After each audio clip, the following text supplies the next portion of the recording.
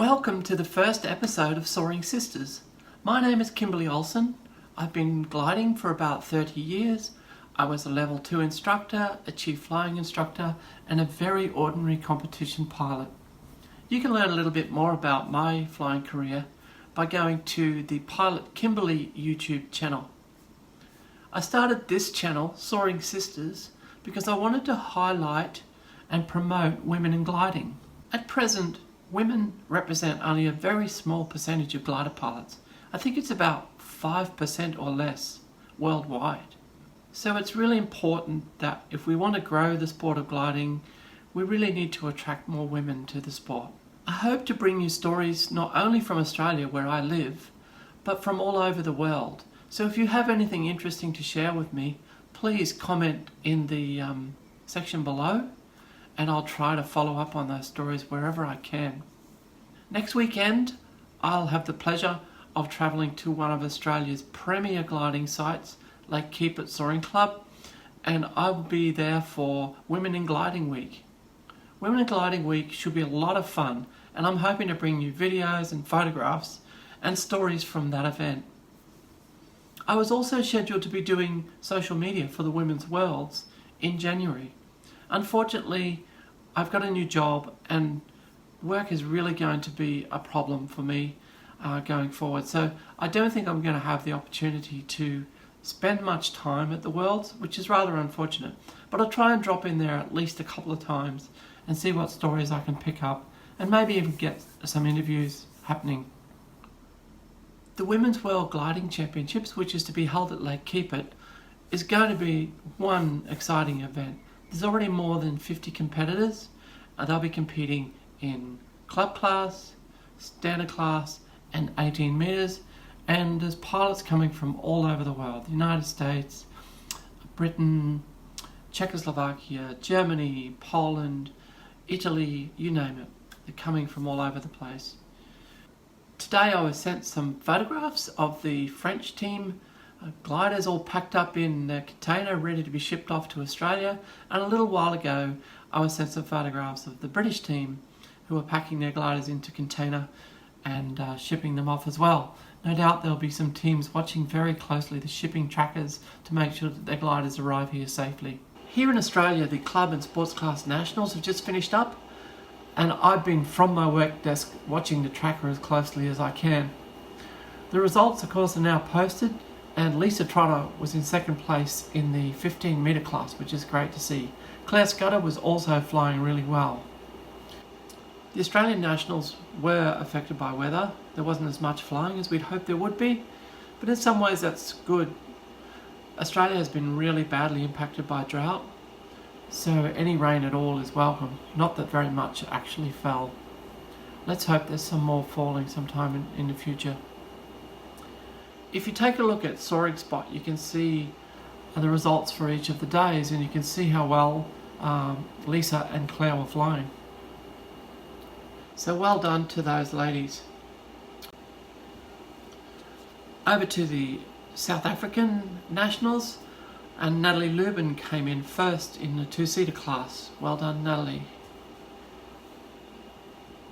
Also, news that I've noticed on social media is the release of the AS33 some 13 years after the release of the ASG29. Can you believe it's been 13 years? Oh my god. Now the ASG29 is still a fantastic performer, but according to Schleicher, they've made some improvements because of new 3D modelling techniques and so forth. So the improvements have been around the wing root, of course, and the wing tip. So it's going to be interesting to see, what that AS33 flies like. I think it'll be a little while before we see one in Australia, but let's wait and see. And news from New Zealand: Sabrina Shell set a new 100-kilometre out and return record from Omarama. Last month, German-born pilot Sabrina set the New Zealand women's gliding record for a speed over 100-kilometre out and return task, with a best speed of 171.77 kilometres per hour. She's also recently confirmed that she's cracked a 200-kilometre out and back record as well. Sabrina is very enthusiastic about gliding and very enthusiastic about supporting women in gliding. Sabrina has a hard time getting to fly during summer, so she's flying mostly in winter and hence the shorter records. She didn't think she was going to be able to do the 100-kilometre record on the particular day that she set it, but fellow pilot Phil Plain urged her to just give it a go. So she said she struggled to get up, there was very weak lift. She decided she'd take her time climbing to 14,000 feet, expecting the wave would be better at altitude. And she said she went up quite slowly just to see how it felt. The flight path was from Omarama Saddle to Glen Lyon Airstrip, and coming back the weather had improved, so she thought she'd give it another go. There's just enough time to make it before sunset apparently, and she got the record.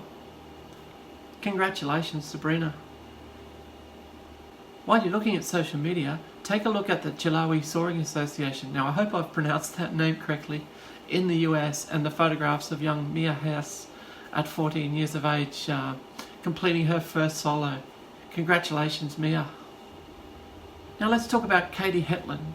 Who's Katie Hetland, some of you might ask? Katie Hetland is a television editor and a director from Norway. She received recognition as a teenager with several short films across Europe and was consequently invited to attend School of Visual Arts in New York City on a scholarship. Her thesis film, Travelling in Circles, went on to win Best Film and Editing Awards in 7 different cities.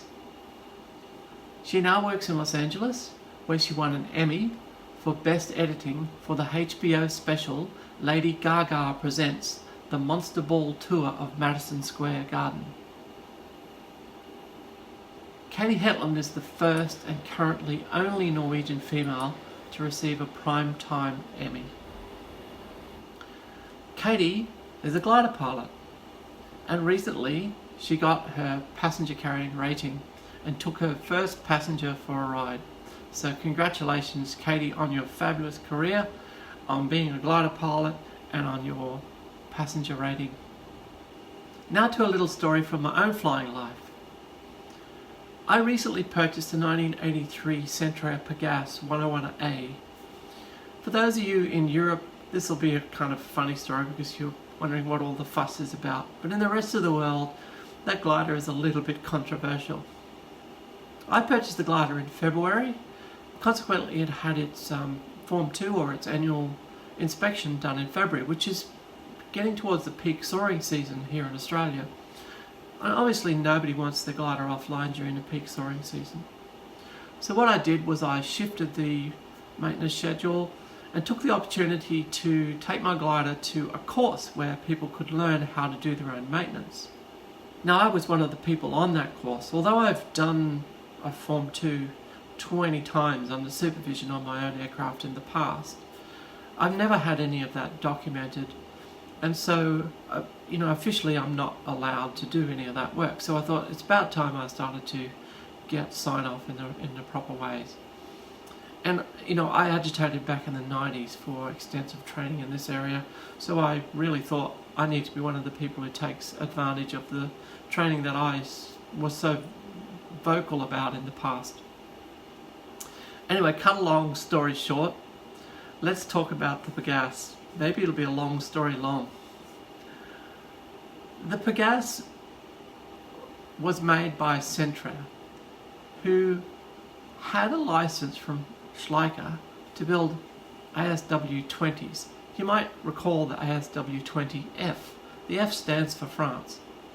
They were built in France by Centrair. Now, Centrair went on to build a glider which has, in my eyes at least, an identical fuselage to the ASW-20. It also has a wing that's very, very similar, except that it has no flaps. Now they branded that their own, quite controversially. But also what happened was, there's some anomalies in the paperwork. The original paperwork was, of course, in French, and the glider was, if you like, or the construction of that glider is controlled by what is now EASA. And so when the translation happened to English, there were a couple of anomalies. So I'll describe how it works here in Australia, bearing in mind, please, that I'm not an airworthiness expert. So from my understanding, the way this works is the documentation has a certain hierarchy. There's a type certificate, and of course there's a type approval certificate if the glider comes to Australia. But the type certificate is a kind of a summary. The important information is on the type certificate data sheet.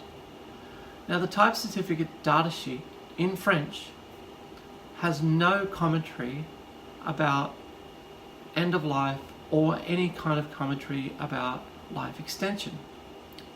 It's not mentioned at all. The second document that's used in the hierarchy here in Australia at least is the maintenance manual. The maintenance manual says that the glider is to have a 3,000 hour life extension, a kind of grand inspection it's called in the French, something like that. It also lists that the hoteliers are supposed to be checked at 3,000 hours and 6,000 hours. So clearly the designers and manufacturers intended the glider to fly for more than 3,000 hours and perhaps more than 6,000 hours, as many have done in Europe. Interestingly though, the pilot operating handbook says that the aircraft has a life limit of 3,000 hours. Now, many people in the USA in particular claim that that is a translation error, and it may well be. Anyway, the upshot of all that is that when the gliders reached 3,000 hours in the USA, there was a big kerfuffle. Eventually the FAA decided that they'd allow them to fly for 4,500 hours. I don't know where they got that number from. Actually, I do know where they got that number from. They took it from the statistical analysis of what flying has occurred for that type at the time. Anyway, that meant that this Pegase came from the USA to Australia, where there was no such life limit. Anyway, at the course it caused quite a bit of interest because going through that paperwork turned out to be quite a challenge. So anyway, with the sort of head of the Australian Airworthiness actually at the course, we had some really interesting discussions about, what the future of this glider might be. So as it turns out, I've now got documentation from the Gliding Federation of Australia to say that my glider is permitted to fly with 3,000 hourly inspections. The maintenance manual says 3,000 hours or 5 years, which is a kind of odd mix. Nobody flies 3,000 hours in 5 years. 3,000 hours in 10 years would be a better number. So I think probably what will happen is the GFA in its wisdom might decide that a 10-year survey is required after 20 years of age, and that's fine, that's fairly typical as well. Anyway, it was a really interesting exercise to go through, and it really highlights how airworthiness training can, teach you a lot about the history of gliding and also, what the hierarchy is like in terms of paperwork and so forth. At the same time, I took the opportunity to fit a modification to the glider. We fitted a Behringer wheel with a disc brake. So I've now got a Pegase with a brake. How odd is that? Anyway, I'm really enjoying flying it. Hopefully we'll get some footage of it. There is some footage at the beginning of this intro, shot at Bathurst Soaring Club, which is presently my home soaring club. And hopefully we'll get some more footage of that glider flying. While we're talking about videos and Soaring Sisters, the Soaring Sisters channel is brand new, but over the last few months I've been contributing what I could to women going to the Worlds, and through this channel I'd like to do a lot more to support women in gliding, particularly the juniors, and try to get more women into aviation in general. So I'd like you to support this channel as much as you can, share it around, and make sure you subscribe, but also check out the merchandise we have for sale. I've just set up online shops, one here in Australia, one in Germany, so that if you live in Europe you can save on shipping. We've got t-shirts, bags, caps, even bandanas for your dog. So do check out that merchandise, and if you can, support this channel. This has been the first episode of Soaring Sisters ever. I hope to be able to bring you more videos, video interviews on Skype, real life interviews from events and anything else that I can. But in order to do that, I need your support, so please subscribe. Bye.